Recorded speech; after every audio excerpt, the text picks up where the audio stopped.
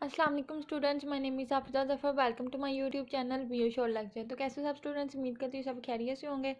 तो स्टूडेंट्स, आज मैं आपके साथ फिजिक्स 101 का लेक्चर नंबर 21 जिसका नेम है वेव मोशन, वो आपको बताने जा रही हूँ। इसके अहम टॉपिक आपको बताऊँगी। ठीक हो गया।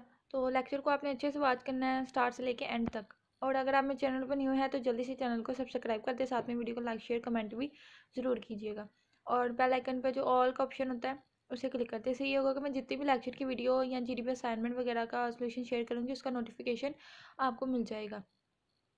ठीक हो गया। तो चैनल को सब्सक्राइब कर दे काइंडली।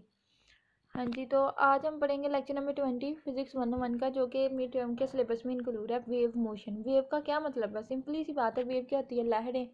ठीक है, जैसे लाइक आप एग्जांपल ले लें समुंदर की। समुंदर में पानी की लहरें होती हैं तो वो एक वेव होती है।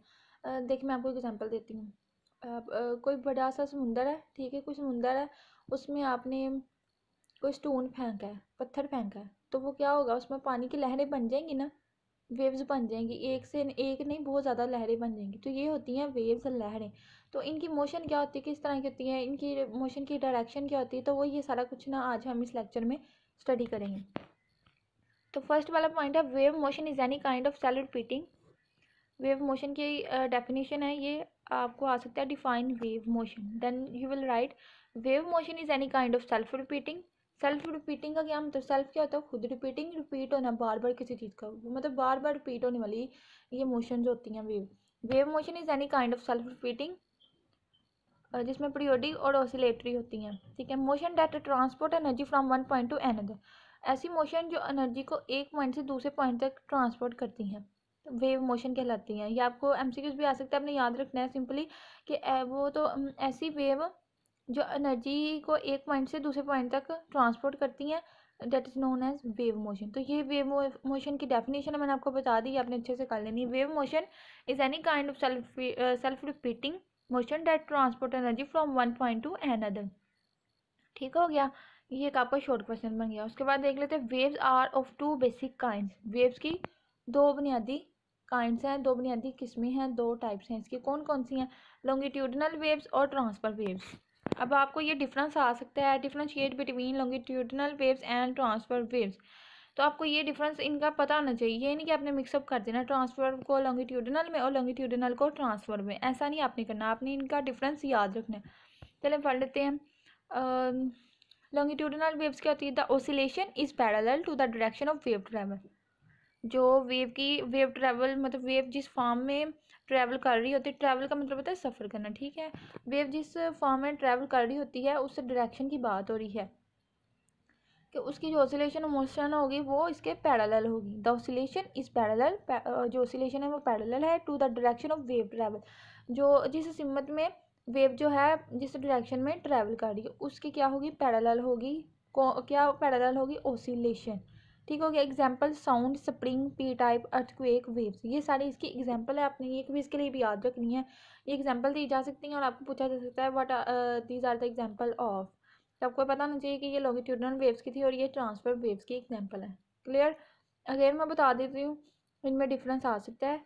तो अगर आपको डेफिनेशन आती है डिफाइन लॉन्गिट्यूडनल वेव्स, तो आपने क्या लिखना है? The oscillation is parallel to the direction of wave travel. ठीक हो गया।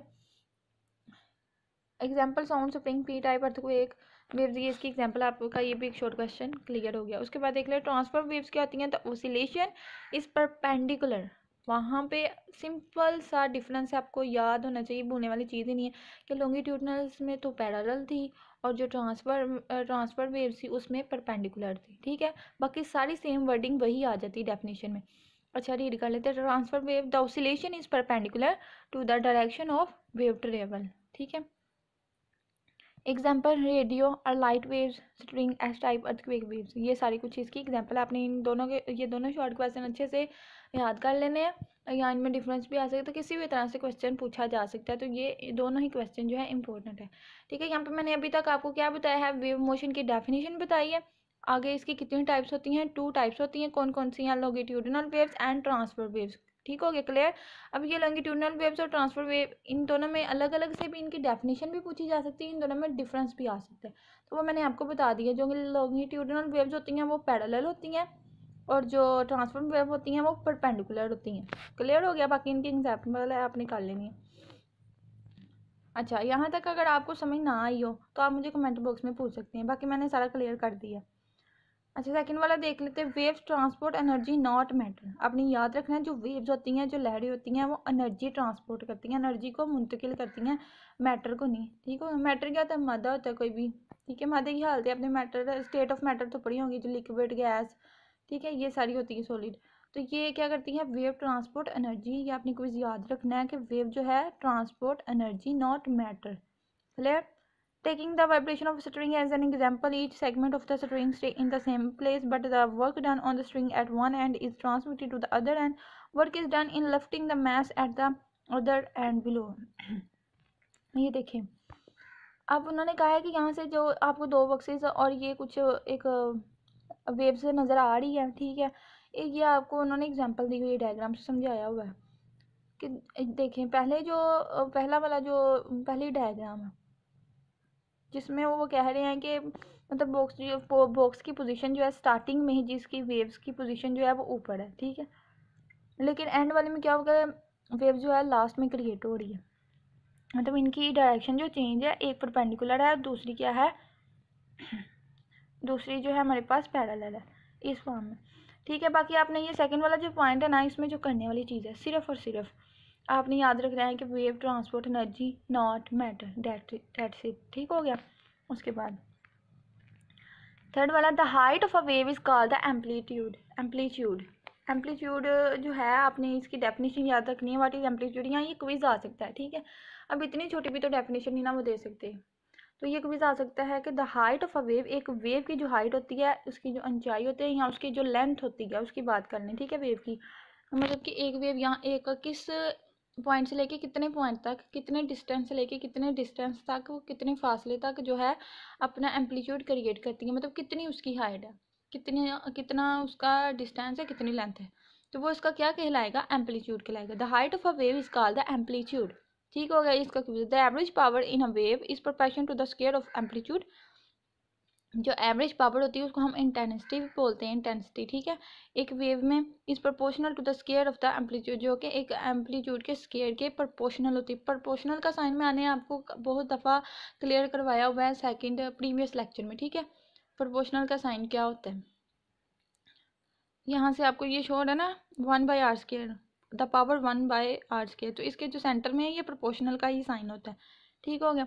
अच्छा, उसके बाद यहाँ से भी एक क्विज था, वो मैंने आपको बता दिया। उसके बाद a sound source place at the origin will radiate sound wave in all direction equally, these are called spherical waves. अब यहाँ पे भी डेफिनेशन है। What are spherical waves? Spherical waves क्या होती हैं? अ साउंड सोर्स, कोई भी ऐसा साउंड सोर्स, कोई भी ऐसा साउंड का जरिया, प्लेस एट द ओरिजिन, जो कि ओरिजिन में प्लेस किया जाता है, विल रेडिएट, जो कि रेडिएट करेगा साउंड को, साउंड वेव्स को, इन ऑल डायरेक्शन इक्वली, तमाम डायरेक्शन में इक्वली तौर पर। ये नहीं कि अगर डायरेक्शन चेंज हुई है तो उसका क्या है कि वो उसकी रेडिएट जो साउंड कर रहा है, साउंड रेडिएट कर रहा है ओरिजिन, वो भी चेंज हो जाएगा, नहीं, उसकी एक डायरेक्शन रहेगी, इक्वली हर चीज़ जो है उसमें शो होगी। अच्छा, फिर से देख लेते हैं। अ sound source placed at the origin will radiate sound waves in all direction equally, these are called spherical waves. This is a definition of spherical waves, ये अपनी याद कर लेनी है, ठीक है। For spherical waves the amplitude directly proportional to 1/r and the r क्या इसका रेडियस है इधर, ठीक है, and so the power directly proportional 1/r²। यहाँ पे अपनी याद रखने की जो स्फेरिकल वेव का एम्पलीट्यूड है ना, वो है डायरेक्टली प्रोपोर्शनल होता है 1/r के, और जो उसकी पावर होती है स्फेरिकल वेव्स की वो होती है directly proportional to 1/r²। Clear? We can easily see why this is so. Consider a source of sound and draw two spheres. यहाँ पे देख लो, यहाँ पे उन्होंने कहा है कि हम कंसिडर करते हैं कि ऐसा क्यों होता है कि इक्वली जो है क्यों रहती है हर डायरेक्शन में। तो यहाँ पे उन्होंने ये दो स्फेयर्स आपको शो हो रहे होंगे, एक सेंटर में ब्लैक वाला पॉइंट है, ठीक है, डार्क फॉर्म में, इसको नहीं आपने देखना, ये तो इसका सेंटर है। इसके ऊपर जो आपको एक सर्कल शो हो रहा है, ये एक स्फेयर हो गया। उसके बाद ये जो बड़े वाला सर्कल शो हो रहा है, दो सर्कल मतलब दो स्फेयर्स हो गए, इन दो स्फेयर्स की बात हो रही है। अब इनके सेंटर में जो ये ब्लैक वाला आपको शो हो रहा है, हाईलाइट पॉइंट ये क्या है, वो कह रहे हैं कि यहाँ से लेके रेडियस इसका मतलब पहले स्फीयर के सेंटर से लेके लास्ट वाले स्फीयर के सेकंड वाले सर्कल के स्फीयर तक इसका रेडियस क्या है, वो इधर इन्होंने वैल्यूज़ में फाइंड किया हुआ है, बताया हुआ है सारा कुछ। तो ये इसका रेडियस होता है, मतलब R1 फिर R2। तो जो स्टूडेंट्स इसमें करने वाली चीज़ ना, बिकॉज आपको पता है मिड एग्जाम आ गया, टाइम थोड़ा रह गया आपके पास, ठीक है। तो मैं भी किसी वजह से लेक्चर अपलोड नहीं कर पाई जल्दी से, तो उसके लिए सॉरी स्टूडेंट्स, लेकिन इंशाल्लाह आज मैं सारे लेक्चर जो हैं फिजिक्स के अपलोड कर दूँगी। तो बाकी जो है जो अहम अहम चीज़ें हैं सिर्फ मैं आपको वो लेक्चर में बताऊँगी जो कि मे बी पेपर में आ सकती हैं, ठीक है। तो ये आपने यहाँ से स्फेरिकल वेव की डेफिनेशन याद कर लेनी है बस। उसके बाद आप देख लें, we have an encountered wave the kind y into x t is equal to y naught sine into के एक्स माइनस ओमेगा टी। अब ये सारी क्या वैल्यूज़ हैं मैं आपको बताती हूँ बाद में। इन द प्रीवियस लेक्चर, ये सारी जो प्रीवियस लेक्चर में हम बातें पढ़ चुके हैं कि ये y into x y t, वो अभी मैंने अपलोड नहीं किया, तो जब अपलोड करूँगी वो लेक्चर, और इंशाल्लाह मैं आज ही कर दूँगी वो लेक्चर अपलोड, तो उसमें आपको सारी मैं क्लियर कर दूँगी। अब नेक्स्ट देख लेते हैं, obviously y into 0 equal to 0, मतलब कि वहाँ पे जो वैल्यूज़ दी हुई थी ना एक्स वाई की, वो दोनों जो है एक्स भी 0 के इक्वल था, वाई भी 0 के इक्वल था, तो इसलिए 0 ही रहा। तो यहाँ पे आप देख लेंगे जो मैंने हाईलाइट किया, वेयर के एक्स माइनस ओमेगा टी, ये जो डब्ल्यू आपको शो रहा है इसको ओमेगा बोलते हैं, ओमेगा OMEGA ओमेगा, ठीक है। इसकी भी वैल्यू होती है। उसके बाद ओमेगा टी माइनस एंगल यानी इसको theta is call the face and theta is call the face constant. ये अपनी दोनों चीज़ें याद रखनी है, एक तो फेस कहलाता है और दूसरा फेस कांस्टेंट कहलाता है। Know that you can rewrite y into x t either as y into x t, वो ये सारी सेम वैल्यू जो वाई इंटू ए वाले ऑप्शन में लिखी हुई है ना, वो सेम उन्होंने नीचे लिख दी हुई है, ठीक है। तो इसमें से करने वाली तो मेरे ख्याल से कोई चीज़ नहीं है, क्योंकि अब उन्होंने ये फार्मूला तो आपको कहा होगा कि वाई इंटू एक्स टी वाला फार्मूला लिखेंगे, y into x t again rewrite कैसे करते हैं, ठीक है। तो आपने यहाँ से 2 MCQs याद रखने हैं, फेस एंड फेस कॉन्स्टेंट, 5 वाले पॉइंट में यही था। अब ये देख लें, the two different way of writing the same expression can be interpreted differently. वो कह रहे हैं कि 2 डिफरेंट वेज हैं एक जैसी एक्सप्रेशन को लिखने के लिए, तो किस तरह से वो इंटरप्रेट होंगे। इन ए वाले में देख, x has effectively been shifted, और जो एक्स होगा वो शिफ्ट हो जाएगा x minus theta divided by x k, whereas B में क्या होगा कि t has been shifted to t plus omega angle divided by omega. मतलब एक्स है तो स्टार्टिंग में एक्स लगा देंगे, अगर हमारे पास टाइम है तो हम टाइम लगा देंगे, बाकी सेम वैल्यू रहेगी। So the face constant only move the way forward और बैकवर्ड इन स्पेस और टाइम। मैं आपको अगेन बताती हूँ जो इसमें करने वाली चीज़ है ना, आपने जस्ट 2 MCQ जो इसमें याद रखनी है, फेज एंड फेज कांस्टेंट बस, ठीक है। बाकी देख लें, when two sources are present, the total amplitude at any point is the sum of the two separate amplitude. Now you remember that the power is proportional to the square of the amplitude. This is why interference happens. In the following we should see why, just to make things easier. Suppose the two waves have equal amplitude, so let's take the two waves to be. Question आपको आ सकता है इस पूरे paragraph में, फर्ज करें मतलब अगर 2 वेव्स जो हैं इक्वल एम्पलीट्यूड रख रही हैं, जब उनका इक्वल एम्पलीट्यूड है तो आप किस तरह से उन वैल्यूज़ को फाइंड करेंगे, ठीक है। तो ये नीचे इस तरीके से आप उनको फाइंड करेंगे। y1 y2 2 वैल्यूज़ हो गई हैं हमारे पास, इनका इक्वल एम्पलीट्यूड है, आपको शो हो रहा होगा, मतलब x into T is equal to Y M sine into के x minus omega T minus theta 1 नीचे लगाया। तो वही वैल्यू ये जो है उन्होंने उठा के लास्ट पे लिख दी है सेकंड वाली वैल्यूज़ में, ठीक है। y2 इंटू एक्स टी देख ले सेम है, बस उसमें y2 है क्योंकि वो सेकंड वैल्यू है, equals to Y M sine into के x minus omega T minus theta square, ठीक होगा। तो ये सेम वैल्यू है, तो ये एक जैसी वैल्यूज़ हैं, मतलब इनका इक्वल एम्पलीट्यूड है। तो इनको किस तरह से हम हल करेंगे, कैसे सोल्व करेंगे, आप देख लें आप इसको। द टोटल एम्पलीट्यूड इज, जो टोटल एम्पलीट्यूड था वो ये था, y into x t is equal to y1 x t plus y2 into x t. तो ये सारा जो सेम थी उन्होंने ब्रैकेट्स में लिख ली है, बाकी वो बाहर निकाल लिए, clear. Y M into sine into के x minus omega T minus, आपने क्या करना है कि कॉपी पेंसिल लेके इसको अलग से अपनी जो है ना इसको सारी को सोल्व करना है। पहले y1 वाली वैल्यू लिखनी है, फिर y2 वाली वैल्यू लिखनी है, फिर जो कॉमन होंगे ना उनको बाहर निकाल लेना आपने, ठीक है। बाकी सेम जैसे वो वैल्यूज़ दी हुई हैं, फिर आपने अगेन उनको पुट कर लेना। और बाकी now use the trigonometric formula. Then हमने ये ट्रिग्नोमेट्रिक फार्मूला यूज़ करना है, ठीक है। Sine B plus sine C is equal to sine 1/2 B plus C multiply, मतलब ये फार्मूला आपको याद होना चाहिए। फिर आपने इस फार्मूले में सारी वैल्यूज़ पुट करनी है, तो नेक्स्ट आपका जो आंसर आ जाएगा, ठीक हो गया। या आपने जो है ना अपनी कॉपी पेंसिल पे इसको खुद समझ के कर लेना है। बाकी मैंने आपको बता दिया कैसे कैसे वैल्यूज़ पुट करनी है इस फार्मूले में, तो मैं भी आ जाए आपको और नहीं भी आ सकता, लेकिन आपको हक है, ज़रूरी है कि आप इसको मतलब पेपर को हर लिहाज से रेडी करके जाएं, ठीक हो गया। और 5 वाले पॉइंट में यही सोल्व करने वाला था कुछ। देन देख ले, वी लर्न फ्रॉम दिस हमने इससे क्या सीखा है इस पॉइंट से, that if angle 2 is equal to angle 1, मतलब theta 2 is equal to theta 1 की होगा, then the two waves are in phase and the resultant amplitude is maximum. तो इसका जो रिजल्टेंट एम्पलीट्यूड होगा वो ज़्यादा होगा, because cos theta is equal to 1 के होता है, and that if theta is equal to ये y के इक्वल होगा, then two waves are out of phase. तो बस आपने इसको, इसमें से आपको वही मैं बता रही हूँ कि जो 6 वाला पॉइंट है इसमें ये वैल्यूज़ आपको अब पूछी जा सकती हैं। मतलब ये क्वेश्चन आ सकता है कि अगर जो है आपके पास टू वेव्स इक्वल एम्पलीट्यूड रखनी है तो उनको कैसे सोल्व कर सकते हैं, ठीक है। उनका सम निकालें, तो ये इस तरह सम, मतलब पहली वैल्यू लिख लेनी, सेकंड वैल्यू, फिर उसमें क्या करना है, उनमें से कॉमन रख लेने, कॉमन रखने के बाद आपने क्या करना है, अगेन उनमें वैल्यूज़ पुट करनी है, फिर आपने ट्रिग्नोमेट्रिक फार्मूला यूज़ करना है, ठीक है। फिर उसमें सारी वैल्यूज़ पुट करके जो कैंसिल आउट होते होंगे, डिवाइड होते होंगे, उनको करके तो आंसर निकाल लेना है, ठीक हो गया।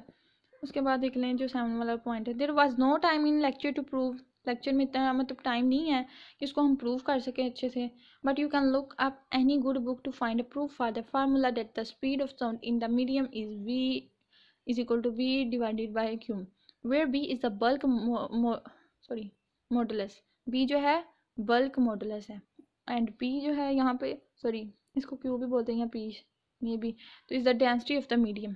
ये आपने इनके सैम्पल्स भी याद रखनी है, ठीक है, क्विज आ सकता है आपको। तो सारी सी बात है कि इतना लेक्चर्स में टाइम नहीं होता कि वीडियो भी शॉर्ट हो, आप कहते हैं कि लेक्चर की वीडियो भी शॉर्ट हो और समझ भी पॉइंट टू पॉइंट आए, आप वर्ड टू वर्ड ट्रांसलेट भी करके बताएं, ठीक है। तो इतना टाइम नहीं होता लेक्चर में, लेकिन फिर भी मैं अपने हर लेक्चर में यही कोशिश करती हूँ कि आपको point word to word translate करके बताऊँ, ठीक है। मतलब पॉइंट जो है वो सारे क्लियर करवाऊँ, और मैं अपनी तरफ से ऐसे ही करती हूँ। अच्छा, 8 वाला पॉइंट देख लें, the speed of a pulse. इसमें एक क्विज है, बस वो याद रखना है, अ pulse is a burst of energy. जो एक पल्स होता है वो एक एनर्जी का बर्स्ट होता है, ये क्विज है। उसके बाद आपने ये खुद रीड कर लेना, ठीक है स्टूडेंट्स। उसमें कुछ भी नहीं है, ये कुछ दो डायग्राम्स बनाई हुई हैं जिसमें v वेलोसिटी और t टाइम बताया हुआ है, कुछ बॉडीज़ हैं एक्स एक्सिस पे पड़ी हुई, कुछ वाई एक्सिस पे है, ठीक है। फोर्स लग रही है, प्रेशर है दोनों पे, ठीक हो गया। तो ये आपने खुद पढ़ लेना, तो बस आपने इसमें से MCQs याद रखना है, ठीक है। तो होप सो स्टूडेंट्स आपको लेक्चर काफ़ी पसंद आया होगा। तो मैंने लेक्चर की वीडियो भी शॉर्ट ही बनाई है कि आप जो है ना बोरियत आपको ना फील हो, बोरिंग ना हो जाए आप कहीं लेक्चर में। तो पहली बात यह है कि फ़िज़िक्स बुक है थोड़ी सी टफ है, इतनी भी ज़्यादा नहीं है, ठीक है। तो अगर आप इसको डेली बेस पे करते हैं ना, इसका हर लेक्चर सुनते हैं, जैसे मैंने हाईलाइट किए हुए हैं अपनी हैंड आउट में, आपने भी ऐसे हाईलाइट कर लेने हैं, तो इंशाल्लाह आपका पेपर अच्छा हो जाएगा। बाकी आप लेक्चर सुने, ठीक है, अपनी हैंड आउट्स में अहम अहम चीज़ें नोट करते जाएँ, और बाद में जो है ना कुछ पास्ट पेपर देख लें कि कौन कौन सा क्वेश्चन जो है ज़्यादा रिपीट हो रहा है, तो क्लियर हो जाएगा। लेकिन आपने अपनी हैंड आउट्स और लेक्चर को मस्ट प्रिपेयर करना है, ठीक हो गया। तो ये तो नहीं ना, अब ये कैसे, हमें कैसे पता कि ये वाकई पास पेपर में से ही आएगा, ये तो नहीं ना क्लियर, लेकिन हम हैंड आउट से आ सकते हैं हमें, तो अपने इसको अच्छे से कर लेना। तो होप सो आपको लेक्चर की समझ आ गई होगी। अगर आपका कोई भी क्वेश्चन होगा स्टडी रिलेटेड तो आप मुझे कमेंट बॉक्स में बता सकते हैं, और अपने फीडबैक मुझे ज़रूर दीजिएगा कि आपको आज का लेक्चर कैसा लगा। और इंशाल्लाह नेक्स्ट लेक्चर भी मैं जल्दी ही अपलोड करने वाली हूँ। तो चैनल को सब्सक्राइब, लाइक, शेयर ज़रूर कीजिएगा। मिलते हैं नेक्स्ट लेक्चर में, तब तक अपना बहुत ज़्यादा ख्याल रखिएगा और अच्छे से मिड एग्ज़ाम की तैयारी कीजिएगा। अल्लाह हाफिज़ स्टूडेंट्स, टेक योर सेल्फ।